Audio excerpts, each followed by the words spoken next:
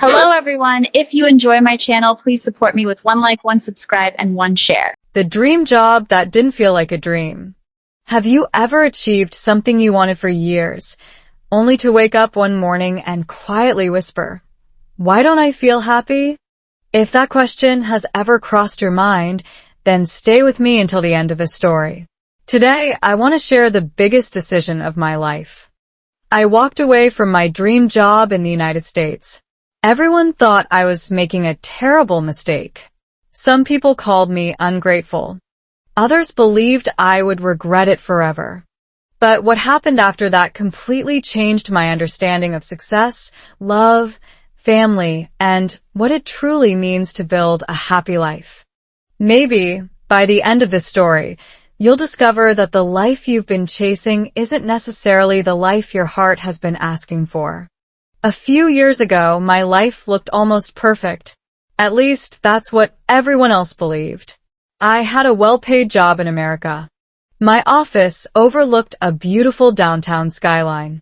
Every morning, I walked into a modern building with polished glass walls, free coffee, smiling coworkers, and everything that people usually associate with success. Friends often sent me messages saying, "You're living the American dream." Sometimes I smiled when I read those messages. Sometimes I even believed them. After all, I had worked incredibly hard to get there. Long nights, endless projects, weekend meetings, missed birthdays, missed anniversaries, missed family dinners. I kept telling myself that all those sacrifices were temporary. Just one more promotion. Just one more bonus. Just one more year. Funny how one more can quietly become 10 more. At first, I loved every challenge. Solving difficult problems made me feel important. Receiving compliments from my manager felt exciting. Watching my salary grow gave me confidence. Our brains naturally enjoy rewards. Psychologists call this the dopamine reward system. Every achievement gives us a small burst of satisfaction. The problem is that dopamine doesn't stay for long. Very quickly, our minds adjust to the new normal. Then we begin chasing the next achievement. Without realizing it, I had entered that cycle. Success became my habit, but happiness slowly disappeared. The strange thing was that nothing looked wrong from the outside. Our house was comfortable. Our neighborhood was peaceful. The schools for our children were excellent. Every weekend, families filled the local parks. Children laughed while parents enjoyed coffee under tall green trees. America has many beautiful places where everyday life feels calm, welcoming, and full of opportunity. Yet I wasn't really there. Physically, yes. Emotionally, no. My body sat on a park bench. My mind stayed inside the office. Even while watching my children play, I found myself checking emails. One message became 10. 10 became 30. Soon I wasn't watching my children anymore. I was watching my phone. Have you ever noticed how easy it is to miss the moment you're actually living? One evening, something very small happened. Or, at least it seemed small. My youngest child walked into my home office holding a drawing. "Dad," my child said softly, "can you look?" I answered without lifting my eyes. Just 1 minute. 1 minute became 15. When I finally turned around, the room was empty. The drawing had been left quietly on my desk. Children don't always ask for expensive gifts. Sometimes they simply ask for 30 seconds of your attention. That night, I couldn't stop thinking about that picture. It was a simple family drawing. 4 smiling people. 1 little house. A bright yellow sun. But something was missing. Me. My child had forgotten to draw me. Or maybe I hadn't been there enough to remember. That thought stayed with me much longer than any business meeting ever had. I wish I could tell you everything changed immediately. It didn't. The next morning, I woke up before sunrise. I drove through familiar American streets. I grabbed my coffee. I entered the same office. I attended the same meetings. I smiled the same professional smile. But something inside me had already begun asking questions that could no longer be ignored. What is the point of building a successful career if the people you love only see your empty chair? What is financial security worth if your family slowly becomes emotionally distant? And perhaps the hardest question of all, if I finally have my dream job, why does my dream life feel so far away? Those questions frighten me, because deep inside, I already knew something. The hardest decision isn't choosing between success and failure. The hardest decision is choosing between two good things when your heart can only keep one. I didn't know it yet, but the conversation waiting for me at home would become the beginning of a journey that would completely change my marriage, my family, my future, and even the meaning of the American dream itself. The silent breaking point. Most people imagine that life-changing decisions happen in dramatic moments. They picture shouting, tears, slammed doors, or a dramatic resignation letter placed proudly on a manager's desk.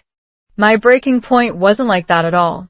It arrived so quietly that if I hadn't paid attention, I might have missed it forever. Looking back now, I realize that burnout rarely announces itself with fireworks. It whispers. It steals your energy one ordinary day at a time until even your happiest moments begin to feel strangely empty. That was exactly what happened to me. I was still showing up to work every morning. I was still meeting deadlines. I was still receiving positive performance reviews. In fact, according to my company, I was doing better than ever. According to my family, however, I was slowly disappearing. Scientists who study chronic stress explain that prolonged exposure to cortisol, the body's primary stress hormone, gradually reduces our ability to enjoy everyday experiences. This phenomenon is sometimes called emotional blunting.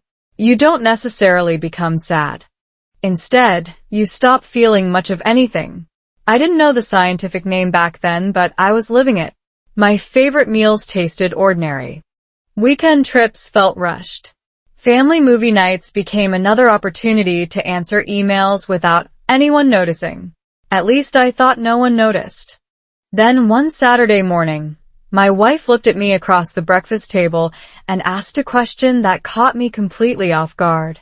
"Can I ask you something?" she said softly. "Of course," I answered without looking up from my laptop. She waited several seconds before speaking again. "When was the last time you laughed?" I stopped typing. Not because I knew the answer. Human relationships often reveal problems long before we admit them to ourselves.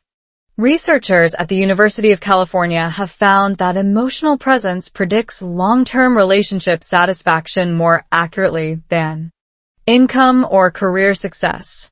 Sitting at that breakfast table, I suddenly understood why. My family didn't need a higher salary. They needed me. A few days later, another moment quietly pushed me closer to the edge. My daughter had a small school performance. It wasn't a major event. No television cameras. No awards. Just children singing proudly on a school stage while parents filled the auditorium with smiles and phone cameras. I promised her I would be there. I even placed the event on my calendar. Then, just 2 hours before the performance, an urgent meeting appeared. My manager called. "We really need everyone," he said. "This project can't wait." I looked at my calendar. Then I looked at my phone wallpaper. It was a family picture from a camping trip in Colorado. We all looked happy. I barely remembered taking it. I convinced myself that missing one school event wouldn't matter. I stayed at work. That evening, when I arrived home, my daughter ran toward me holding a small certificate. "It's okay, Dad," she smiled. "Mom recorded it for you." Later that night, after everyone had gone to sleep, I watched the video alone in the living room. Halfway through the performance, I noticed something unexpected. My daughter wasn't looking at the audience. She kept turning toward the entrance.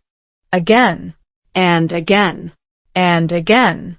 She was waiting for someone. She was waiting for me. I had spent years trying to impress executives who would eventually replace me with someone else. Meanwhile, the people who truly loved me were simply hoping I would walk through a door. Psychologists often describe attention as one of the purest expressions of love. Time is limited, but attention is a choice. I had been giving mine away to meetings, deadlines, and notifications while convincing myself I was doing it for my family.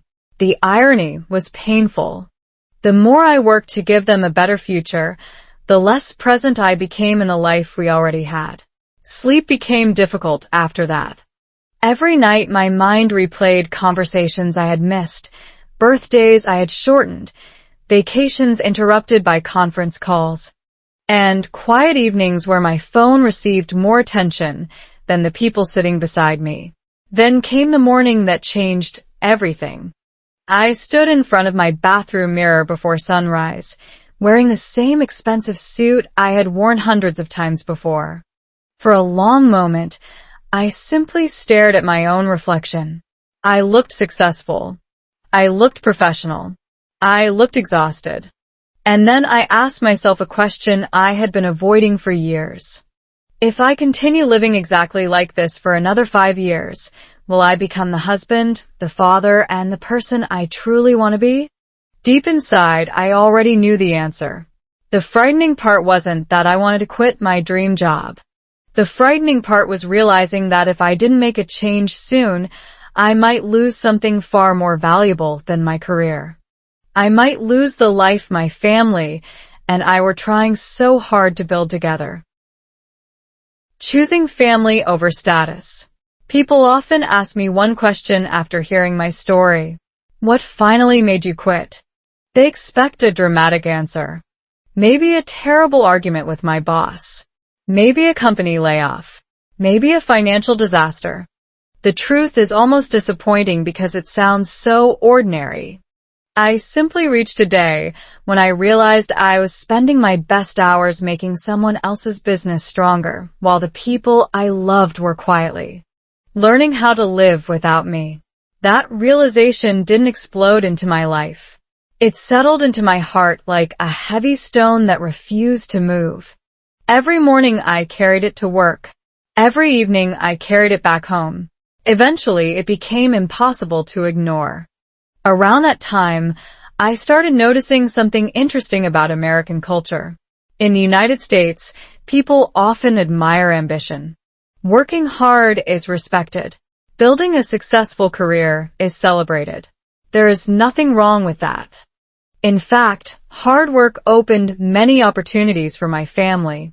But somewhere along the journey, I confused being successful with being available.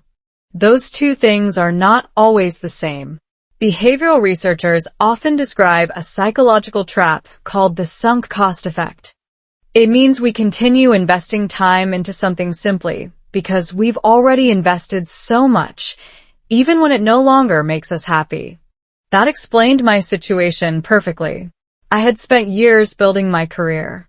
Leaving felt like throwing away everything I had sacrificed. Yet staying felt like slowly throwing away my family instead. One evening, after dinner, my wife and I sat quietly on our back porch. The neighborhood was peaceful. Children rode bicycles down the sidewalk. Someone nearby was grilling hamburgers. The summer air felt warm, and the sky slowly turned shades of orange and pink. It should have been a beautiful evening. Instead, neither of us spoke for several minutes. Finally, she broke the silence. "Can I ask you something honestly?" she said. I nodded. She looked at me carefully before asking, "If money weren't part of the decision, would you still keep this job?" Her question felt almost unfair because the answer appeared immediately. No, I whispered. It was the first completely honest answer I had given anyone, including myself. She didn't smile. She didn't celebrate. She simply reached over and held my hand. "Then maybe," she said softly, "we've been asking the wrong question all along." I had spent months asking whether quitting was too risky. She asked whether staying was costing too much. Those are completely different questions. That night we stayed awake for hours. We talked about our savings, our mortgage, our children's education, health insurance, and every practical responsibility waiting for us. We weren't being careless. We weren't chasing fantasy. We were simply trying to decide what kind of family we wanted to become over the next 20 years. Studies on long-term happiness consistently show that meaningful relationships contribute more to life satisfaction than income beyond basic financial Security. Hearing that fact later made me smile because my heart had already discovered it before my brain learned the research. Still, making the decision was terrifying. My mind immediately imagined every possible disaster. What if I couldn't find another job? What if people thought I had failed?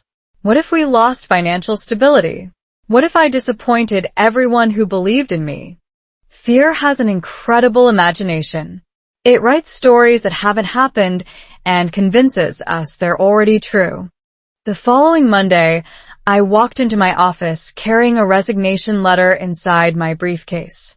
I must have read that letter 20 times before leaving home. My hands felt cold. My heartbeat sounded louder than the conversations around me. For nearly an hour, I couldn't bring myself to walk into my manager's office. I kept inventing reasons to wait another day. Then something unexpected happened. My phone vibrated. It was a simple text message from my daughter. It wasn't about work. It wasn't about money. It simply said, "Will you be home for dinner tonight?" I stared at those 7 words for a long time. Suddenly, I understood something that changed everything. My children weren't asking for a millionaire. My wife wasn't asking for a perfect husband. My family wasn't asking me to become famous. They were asking for something far more valuable and far more difficult in today's busy world. They were asking for my presence. I stood up, picked up my resignation letter, knocked gently on my manager's door, and walked inside. My voice shook as I explained my decision. He looked surprised. He offered a higher salary, additional vacation time, and even a promotion. A few months earlier, I would have accepted immediately, but something inside me had already changed. Success was no longer measured by the size of my paycheck. It was measured by whether the people waiting for me at home felt loved when I walked through the front door. As I left the building that afternoon carrying nothing but a small cardboard box filled with family photos, a coffee mug, and years of memories, I had no idea what my future would look like. I only knew one thing with absolute certainty. For the first time in many years, I wasn't walking away from my life. I was finally walking back toward it. Learning a new rhythm. The first Monday after I quit my dream job felt strangely unfamiliar. For years, my mornings had followed the same script. The alarm rang before sunrise. Coffee brewed while I checked overnight emails. Traffic became my daily companion as I rushed toward another meeting, another deadline, another chance to prove my value. But on this particular Monday, there was only silence. No conference calls. No calendar notifications. No urgent messages waiting for me. Just sunlight slowly filling the kitchen and the sound of my children laughing upstairs as they got ready for school. It should have felt relaxing. Instead, it felt terrifying. Isn't it strange how quickly we become addicted to being busy? Psychologists often explain that our brains associate familiar routines with safety, even when those routines make us unhappy. Breaking a habit doesn't simply change your schedule. It changes your identity. I was simply a husband, a father, and a man trying to figure out what came next. That uncertainty was both frightening and strangely exciting. After dropping the kids off at school, I drove without a destination. Normally, every minute had a purpose. That morning, I simply explored my own neighborhood. I noticed things I had somehow ignored for years. A small bakery where neighbors greeted each other by name. A quiet park filled with grandparents pushing strollers. A local bookstore with a handwritten sign that read, "Take your time." Those 3 simple words stayed with me all day. Take your time. America often celebrates speed. Faster promotions. Faster internet. Faster success. Yet hidden inside every town are places where people still choose conversations over convenience. I ordered a cup of coffee from the little bakery and sat near the window. Around me, people talked without checking their phones every 30 seconds. An elderly couple laughed over crossword puzzles. A young mother patiently helped her son read a children's book. For years, I believed productivity meant filling every empty space with another task. Sitting there, I began wondering whether peace might actually require empty spaces. Neuroscientists have discovered that the brain's default mode network becomes active during quiet moments when we are not constantly focused on tasks. These periods allow us to reflect, process emotions, and generate creative ideas. In other words, doing nothing isn't always doing nothing. Sometimes it's exactly when the mind begins healing. I had never given myself permission to experience that. By lunchtime, however, reality started knocking on my door. My phone buzzed with messages from former coworkers. Some were supportive. Others were confused. A few asked whether another company had offered me an even bigger salary. When I replied that I had simply resigned without another position waiting, there was often a long pause before they answered. One friend finally wrote, "I don't understand. People spend their entire careers trying to get the job you just left." I stared at that message for several minutes because he wasn't wrong.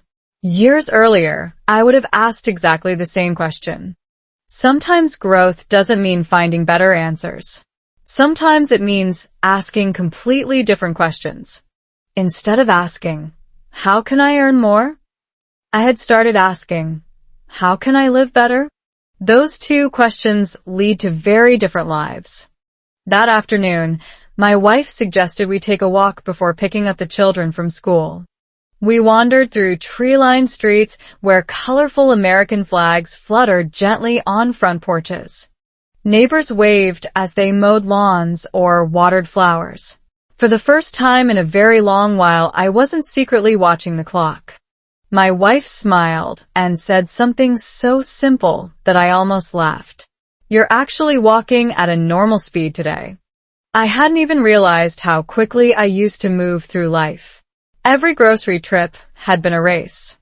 Every family outing had been squeezed between work calls. Every vacation carried the invisible countdown until Monday morning. Without noticing, I had trained myself to hurry through moments I could never get back. Researchers studying happiness often describe the concept of time affluence, the feeling that you have enough time for what truly matters. Studies suggest this feeling predicts well-being more accurately than income alone. Standing there beside my wife under a bright blue sky, I finally understood why. Wealth can buy convenience. It cannot buy another afternoon with the people you love.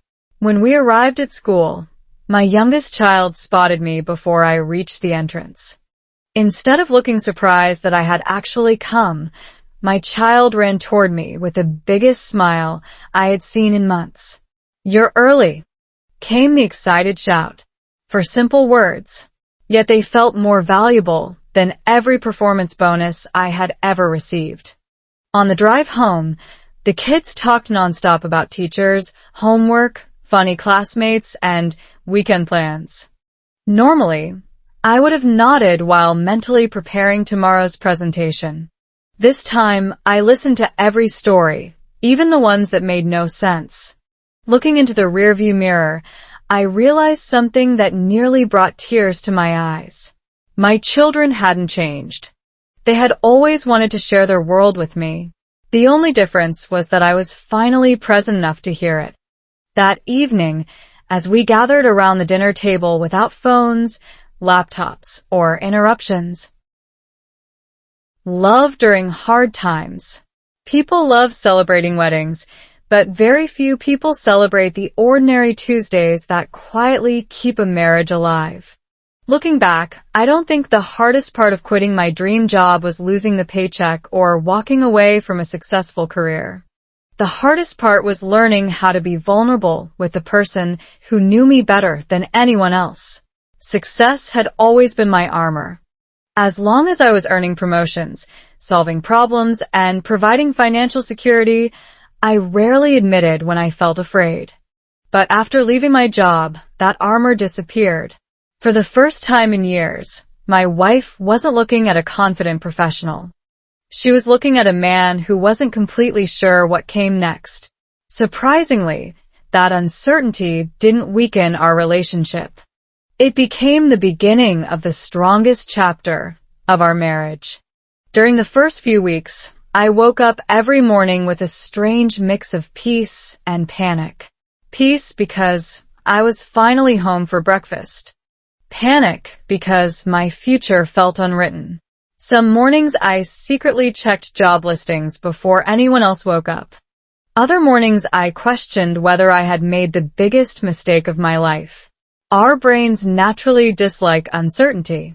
Behavioral psychologists explain that uncertainty activates many of the same stress responses as actual danger because the human brain constantly tries to predict what will happen next. When it cannot predict the future, it often imagines the worst possible outcome. Mine certainly did. Every unexpected expense suddenly felt enormous.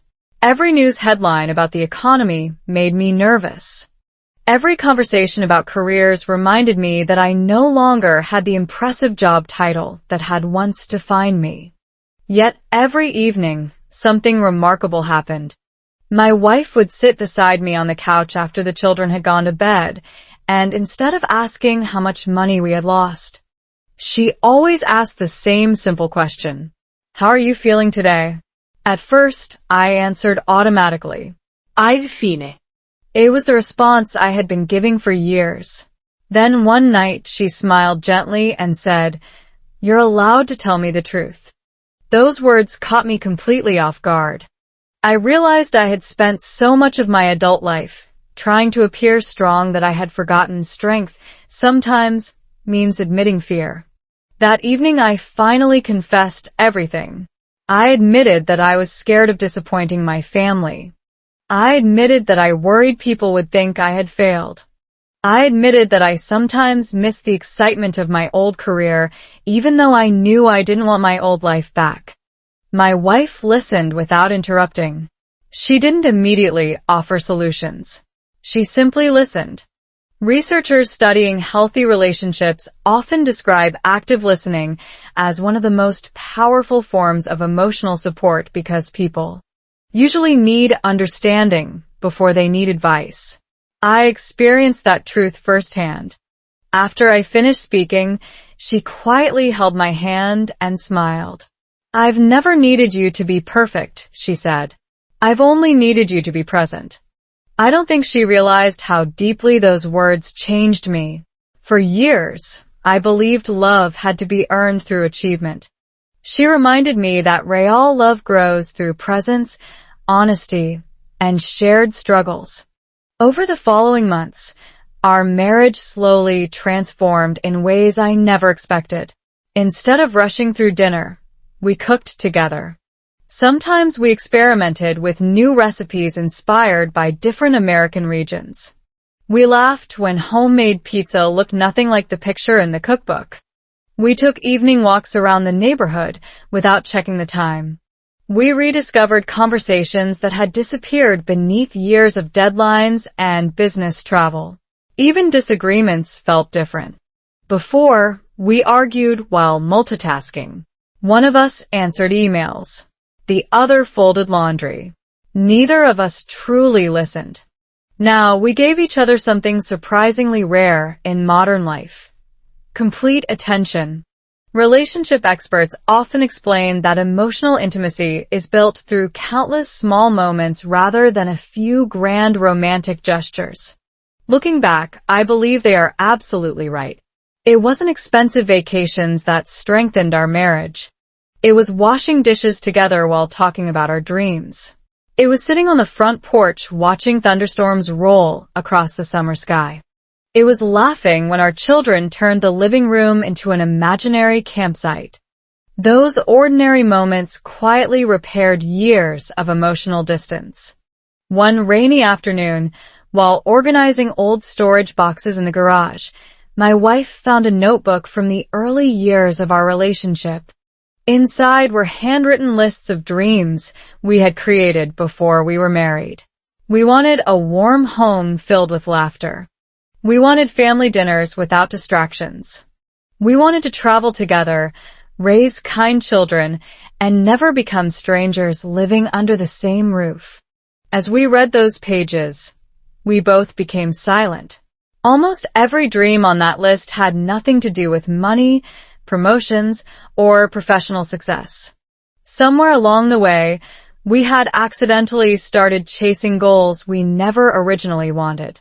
That discovery felt strangely freeing. It wasn't that quitting my dream job had changed who we were. It had simply given us the chance to become the people we had hoped to be from the very beginning. Later that evening, as rain tapped gently against the windows and our children laughed upstairs, my wife leaned her head on my shoulder and whispered something I will never forget. "I didn't fall in love with your career. I fell in love with you." In that quiet moment, I understood that the strongest marriages are not built during easy seasons. They are built when two imperfect people choose each other again and again, even when the future remains uncertain. And without realizing it, that choice was preparing our family for an even more beautiful surprise waiting just ahead. The little moments I almost missed. Have you ever wondered what your children will actually remember 20 years from now? Will they remember the size of your paycheck, the title printed on your business card, or the nights you came home too tired to talk? That question stayed in my mind every morning after leaving my dream job, and little by little, I began discovering an answer that surprised me. Children don't measure love the way adults measure success. They don't keep score of promotions or bonuses. They remember who showed up. They remember who listened. They remember who stayed. I didn't understand that when I was constantly chasing the next professional milestone, but life has an interesting way of teaching us lessons only after we finally slow down enough to notice them. One crisp autumn morning in our quiet American neighborhood, I walked my youngest child to school instead of rushing into an office downtown. The sidewalks were covered with bright orange and golden leaves, and children laughed as they kicked them into the air. My child reached for my hand without saying a word. It was such a small gesture that many parents might overlook it. I almost had. Then I realized something that made me smile. Just a few months earlier, there had rarely been enough time for a morning walk together. We usually hurried from one obligation to another. Now, every step felt like a conversation waiting to happen. "Dad," my child suddenly asked, "why do leaves change color?" I could have given a quick scientific explanation. Instead, we stopped beneath a maple tree and looked up together. We talked about seasons, nature, and how change isn't always something to fear. Scientists explain that leaves lose their green chlorophyll as daylight becomes shorter, revealing beautiful colors that were there all along. As I spoke, I quietly realized the same thing had happened in my own life. For years, my busy schedule had covered parts of me that my family rarely saw. When work finally stepped aside, patience, curiosity, and joy slowly became visible again. Sometimes nature teaches lessons that no business meeting ever could. School drop-offs soon became my favorite part of the day. Instead of viewing them as another task, I began noticing the little traditions families create without even trying. Parents waved goodbye from car windows. Teachers greeted every student by name. Children proudly carried artwork, backpacks, and dreams much bigger than themselves. Those ordinary mornings felt wonderfully alive. Researchers studying childhood development consistently find that predictable family routines help children feel emotionally secure. It isn't the complexity of the activity that matters. It's the consistency. Looking back, I realized my children never expected grand adventures every day. They simply wanted to know I would be there. One Friday afternoon, my son asked if I wanted to help build a model airplane. In my previous life, I probably would have answered, maybe later. Later had always sounded responsible. The problem was that later often became never. This time I smiled and said yes. We spread tiny plastic pieces across the dining room table, carefully reading instructions that somehow seemed more confusing than my old work reports. We laughed every time we accidentally attached a wing backward. The project took nearly 3 hours, even though the box claimed it required only 90 minutes. I didn't care. For the first time in years, I wasn't watching the clock. Psychologists often describe a mental state called flow, where complete attention becomes focused on the present moment. Most people associate flow with athletes or artists, but I discovered it while building a toy airplane with my son. My phone sat quietly in another room. No notifications interrupted us. No meetings demanded my attention. There was only laughter, concentration, and 2 generations learning patience together. When we finally placed the finished airplane on the shelf, my son looked at me with a grin and said, "We should build another one next weekend." That sentence meant more than any performance review I had ever received. It wasn't about the airplane. It was about creating a memory worth repeating. Weekend family traditions slowly replaced weekend over time. Sometimes we visited local farmers markets, where fresh apples, homemade pies, and friendly conversations filled the morning air. Sometimes we explored hiking trails through American state parks, watching deer disappear quietly into the trees. Other weekends were wonderfully ordinary. Pancakes for breakfast, board games after lunch, a movie night with too much popcorn. Those simple routines became the foundation of a happier home. Research from positive psychology suggests that shared family experiences strengthen emotional bonds far more than expensive material gifts. Looking around our dinner table, I believed every word of that research. One evening, while cleaning the kitchen together, my daughter surprised me with a question. "Dad," she asked, "are you happier now?" Children have an amazing ability to ask the questions adults spend years avoiding. I paused before answering because I wanted my words to be completely honest. Finally, I smiled and said, "Yes, but not because life became easier. I'm happier because I finally stopped missing the life I already had." She nodded as if the answer made perfect sense, then returned to drying the dishes. For her, perhaps it did. Children often understand the heart long before adults do. Later that night, after everyone had gone to bed, I quietly walked through the house. Family photos lined the hallway. School projects covered the refrigerator. A forgotten toy rested beneath the couch. Months earlier, I might have seen clutter. Now I saw evidence of a life that was beautifully imperfect and completely real. Standing there in the silence, I realized something I wish someone had told me years before.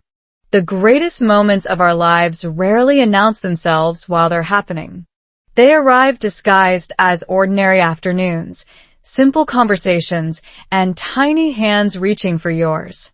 And once you begin noticing those moments, you never want to trade them for another promotion again.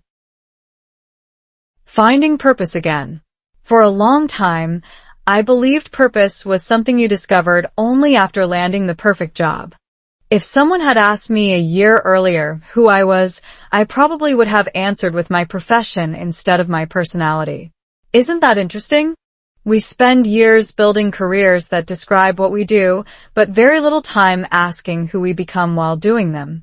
After leaving my dream job, that question followed me everywhere.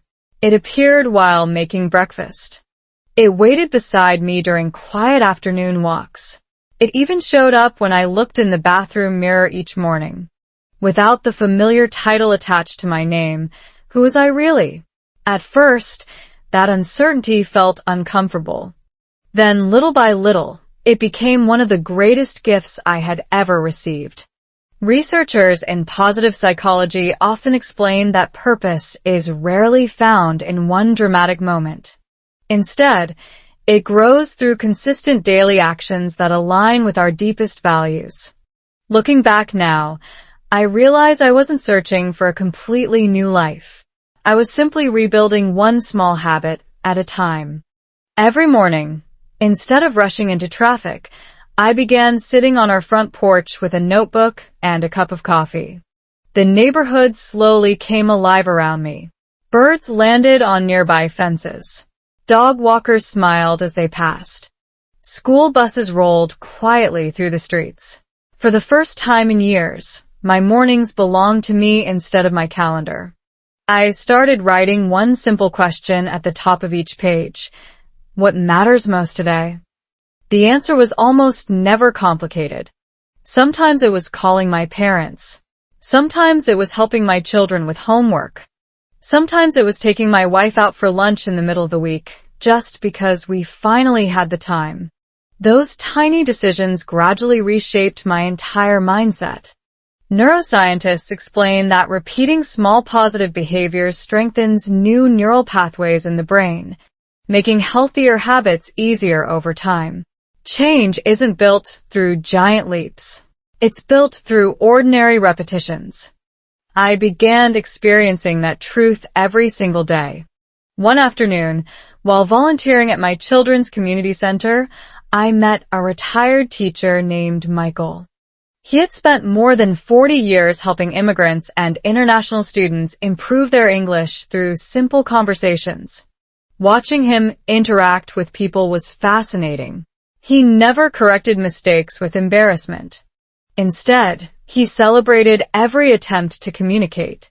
Confidence comes before perfection, he told me with a smile. That sentence stayed with me for weeks.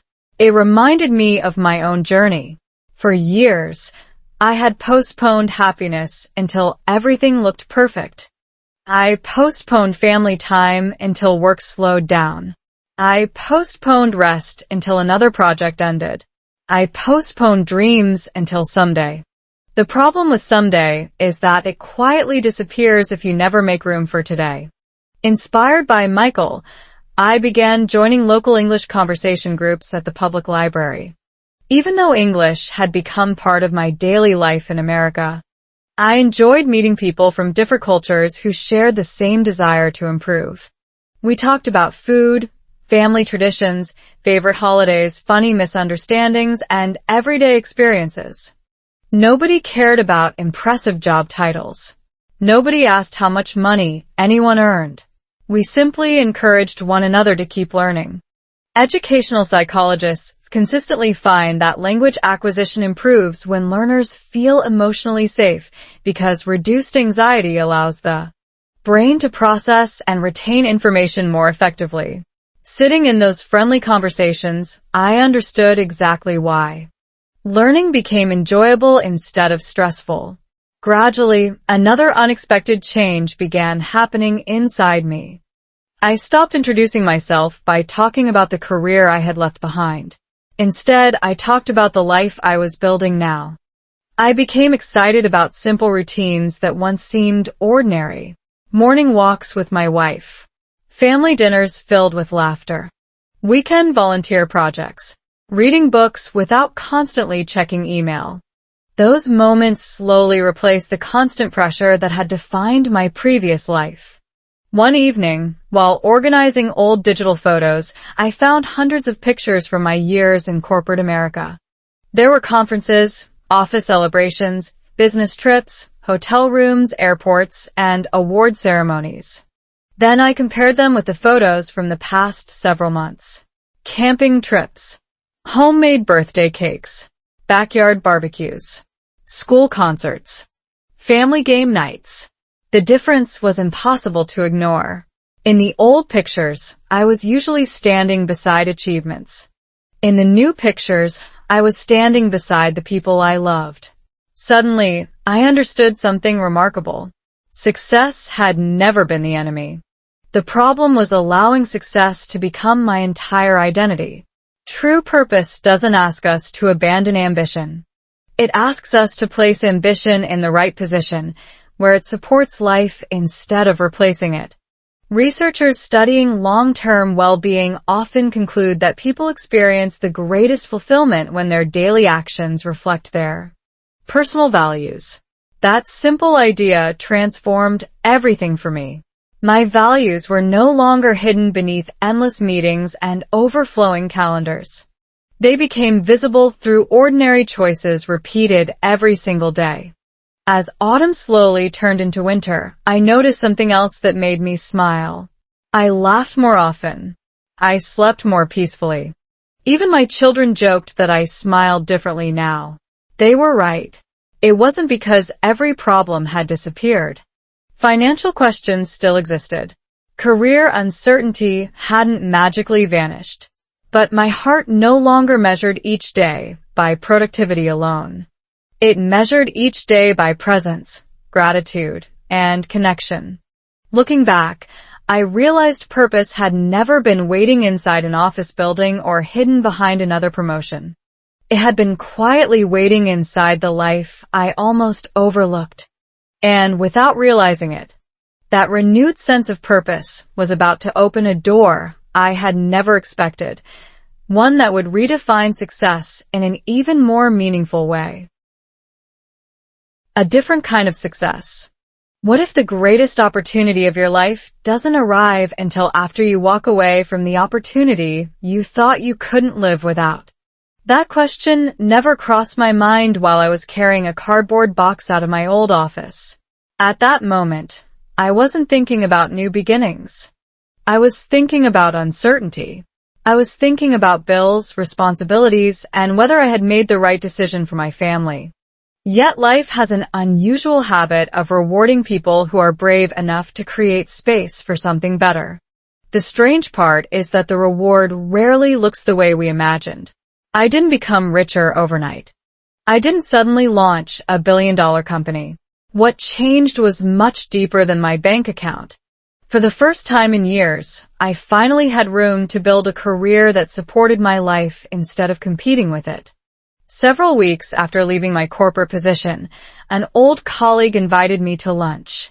We met at a small cafe overlooking a quiet river, and after a few minutes of catching up, he leaned forward with genuine curiosity. "So," he asked, "what are you doing now?" It sounded like such a simple question, but I realized I no longer wanted to answer it with a job title. Instead, I smiled and said, "I'm building a life that I don't need a vacation from." He laughed politely, assuming I was joking. I wasn't. That sentence had become my new definition of success. Researchers studying career satisfaction often explain that autonomy, the feeling of having control over your time and decisions, is one of the strongest predictors of long-term happiness. Looking back, I understood why. My previous career had offered prestige, but very little freedom. Now, even though my future remained uncertain, my days finally belonged to me. I began exploring opportunities that I had ignored for years because they seemed too small or too risky. I accepted freelance consulting projects that allowed me to work from home. I helped local businesses improve their operations without spending endless hours inside office buildings. I even started mentoring young professionals who were struggling with the same work-life balance challenges that had once overwhelmed me. Something unexpected happened during those conversations. Instead of asking how to earn faster promotions, many people quietly asked a different question. How do I stop feeling burned out? Their words sounded painfully familiar. Burnout has become increasingly common in modern workplaces, especially as technology keeps people connected to work long after office hours end. Psychologists describe burnout as more than simple exhaustion. It often includes emotional distance, reduced motivation, and the feeling that your work no longer reflects who you truly are. Listening to those young professionals, I realized I wasn't sharing career advice anymore. I was sharing hope. Every conversation reminded me that success without peace eventually becomes another form of pressure. Around the same time, my family noticed another unexpected change. Instead of bringing work stress home every evening, I brought energy. We started creating new traditions that would have been impossible during my previous schedule. Wednesday evenings became family cooking nights, where everyone chose one recipe to prepare together. Saturday mornings were reserved for exploring small American towns within driving distance. Sometimes we discovered local farmers' markets filled with homemade jam, fresh bread, and friendly conversations. Other weekends we visited museums, hiking trails, or quiet lakes where the children skipped stones across the water while my wife and I simply enjoyed watching them grow. Positive psychology researchers often emphasize that anticipation of meaningful experiences contributes almost as much happiness as the experiences themselves. I smiled every Friday because I knew the weekend belonged to us instead of my inbox. One afternoon, while working from a neighborhood coffee shop, I overheard two college students discussing their future careers. One of them confidently said, "I just want the highest paying job I can get." The other replied, "I just want enough time to enjoy my life." Their conversation reminded me of the younger version of myself. Years ago, I would have agreed with the first student without hesitation. Now I quietly understood the wisdom of the second. Money creates opportunities, but time allows us to experience them. Without time, even the most beautiful life can pass unnoticed. As my consulting work slowly expanded, something remarkable happened. My income gradually recovered, although not in exactly the same way as before. More importantly, my schedule remained flexible. If one of my children had a school event, I simply adjusted my calendar. If my wife wanted to spend a quiet afternoon together, I no longer needed to request permission from anyone. That freedom felt priceless. Economists sometimes describe this as trading maximum income for maximum quality of life. Surprisingly, I never felt poorer. I felt wealthier than ever because my days reflected my priorities instead of someone else's expectations. One evening, after finishing a project earlier than expected, I joined my family in the backyard just as the sun was beginning to set. The children were chasing fireflies across the lawn, laughing so hard they could barely catch their breath. My wife looked at me, smiled, and quietly said, "You're here again." She didn't mean physically. She meant emotionally, mentally, completely. That simple observation touched me more deeply than any award hanging in my old office ever had. Standing there beneath a sky painted with soft shades of gold, and I realized I had finally achieved something my younger self never even knew to pursue. I had built a career that fit inside my life instead of forcing my life to fit around my career. And just when I thought the story had reached its happiest chapter, an unexpected moment of reflection would soon reveal how far our family had truly come and why leaving my dream job had never really been about quitting it all. Looking back without regret. It's funny how memory works. When life feels overwhelming, we often remember only the victories we walked away from and forget the quiet miracles we gained along the journey.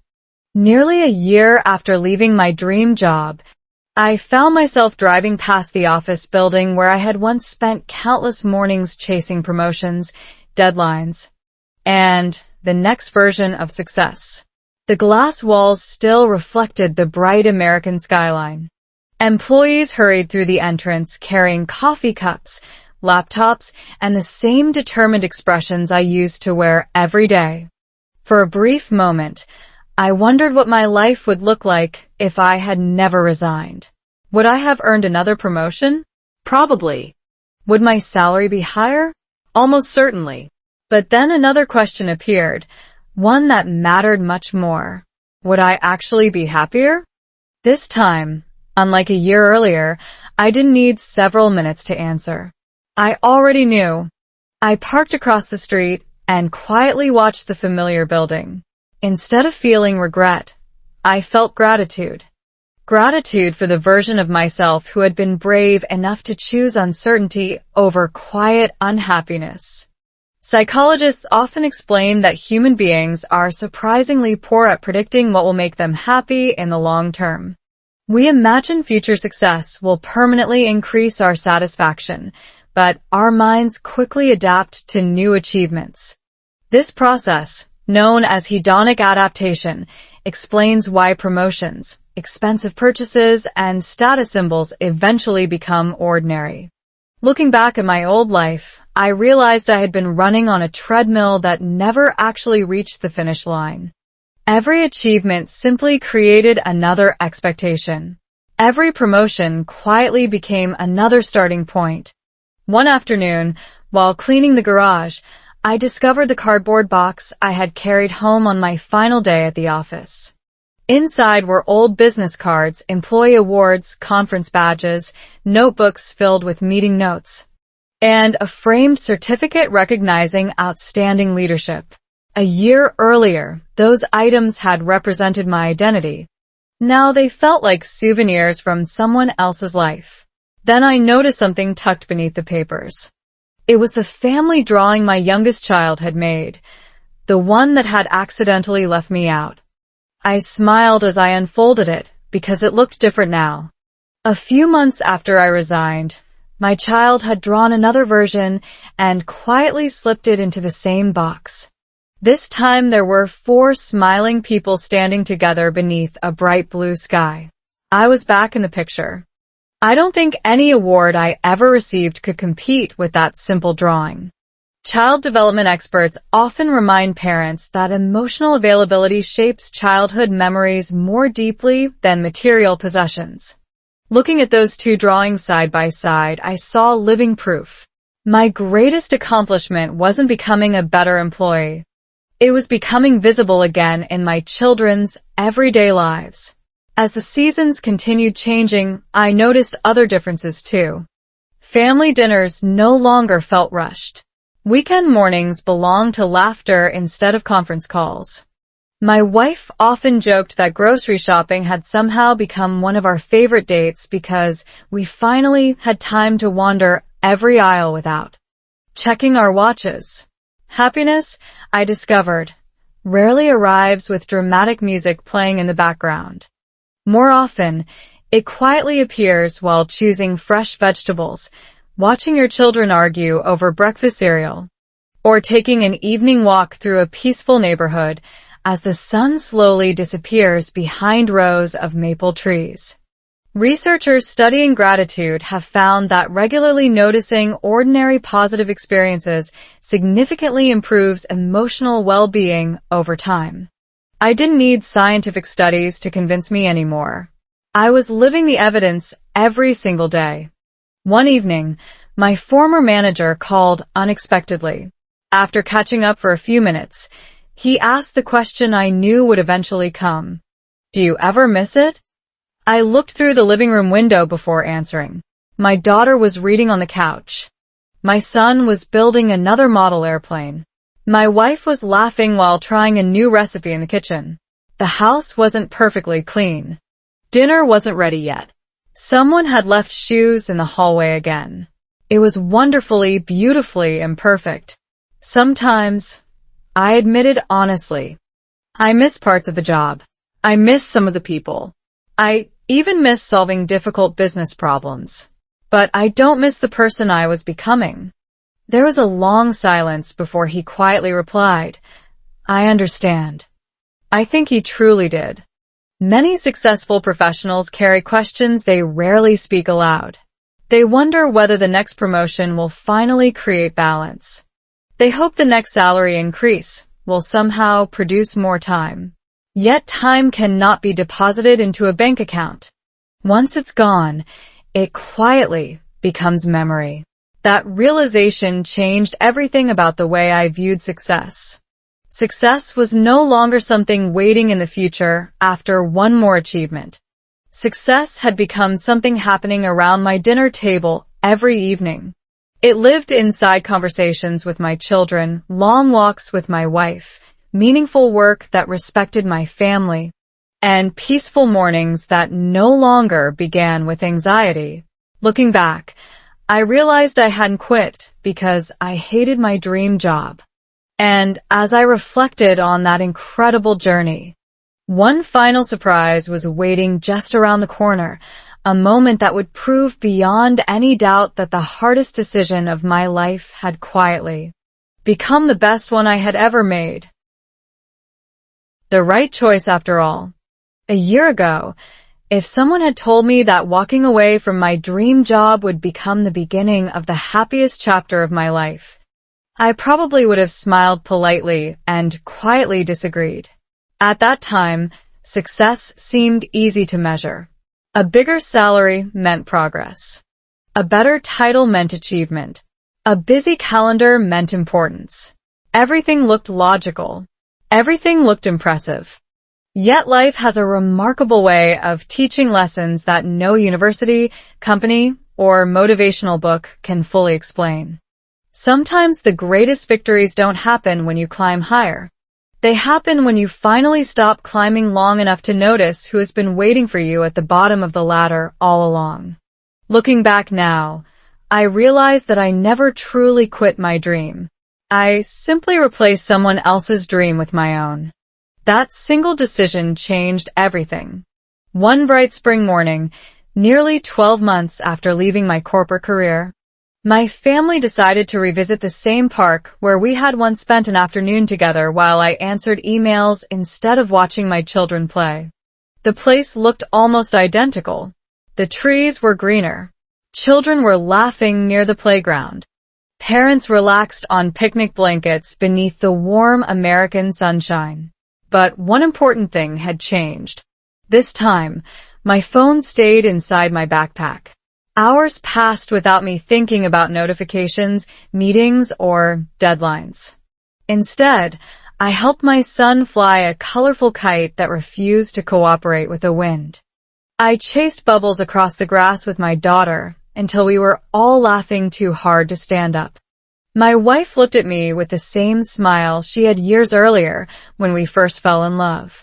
It wasn't because I had become wealthier.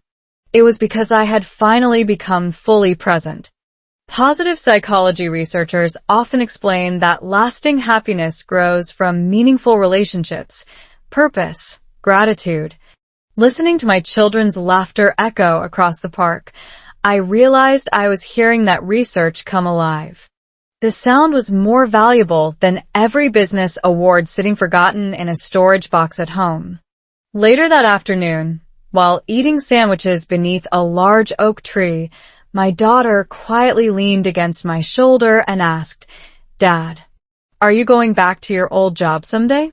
It was such an innocent question, but it carried the weight of everything our family had experienced over the past year. I smiled before answering because, for the first time, there wasn't even a small part of me that felt uncertain. "No," I said gently. "I already have the job I've always wanted." She looked confused for a moment. "But you're not at the office anymore." I laughed softly. No, iraplia. "My most important job has always been being your dad." She smiled, wrapped her arms around me, and whispered, "I like this job better too." Some moments become permanent landmarks in our hearts. That was one of mine. It lasted only a few seconds, yet I know I will remember it for the rest of my life. During the drive home, I thought about all the fears that had once controlled my decisions. I had been afraid of losing status, afraid of disappointing people, afraid of earning less money, afraid of stepping away from the life everyone admired. Yet none of those fears ever asked me an important question. What would happen if I succeeded professionally but failed to experience my own life? Fear often protects us from change, but it also prevents us from discovering possibilities we cannot yet imagine. Neuroscientists explain that the brain naturally prefers familiar routines because uncertainty requires more mental effort. That is why courage rarely feels comfortable. Courage usually feels like taking one uncertain step while your heart quietly hopes the ground will appear beneath your feet. Looking back, I now understand that courage isn't the absence of fear. Courage is choosing your values even when fear refuses to leave. As the months continued passing, our family created traditions that no promotion could ever replace. Sunday breakfasts became sacred. Birthday celebrations became slower and more meaningful. Evening walks turned into conversations about dreams, kindness, gratitude, and the future. We still face challenges. Life did not suddenly become perfect. Unexpected bills still arrived. Difficult decisions still appeared. Some days remained stressful. But our family faced those moments together instead of separately. That made all the difference. Looking through old photographs one evening, I noticed something remarkable. In my previous life, nearly every picture captured special occasions because those were the only times I slowed down enough to take photographs. Now my phone was filled with ordinary Tuesdays, family dinners, rainy afternoons, silly kitchen experiments, backyard sunsets, school concerts, and simple smiles. Somewhere along the journey, ordinary life had quietly become extraordinary. Perhaps that is the greatest lesson this story has given me. We spend so much time waiting for unforgettable moments that we accidentally overlook the beautiful life unfolding in front of us every single day. If you're listening to this story while feeling exhausted, discouraged, or trapped between success and happiness, I hope you'll remember one thing. Your dream job should never cost you your dream life. Ambition is valuable. Hard work matters. Building a meaningful career is something to be proud of. But at the end of your journey, the people who love you will never ask how many meetings you attended or how many emails you answered. They will remember whether you laughed with them, listened to them, believed in them, and simply showed up when it mattered most. If my story has taught me anything, it's this. The richest life is not the one with the biggest paycheck. It's the one where your time, your love, and your heart are invested in the people who make every ordinary day worth remembering. Maybe quitting my dream job wasn't the end of my success after all. Maybe it was the first truly successful decision I ever made. That's all for today. I'll create many more stories like this in the future. Please subscribe so you don't miss the next one.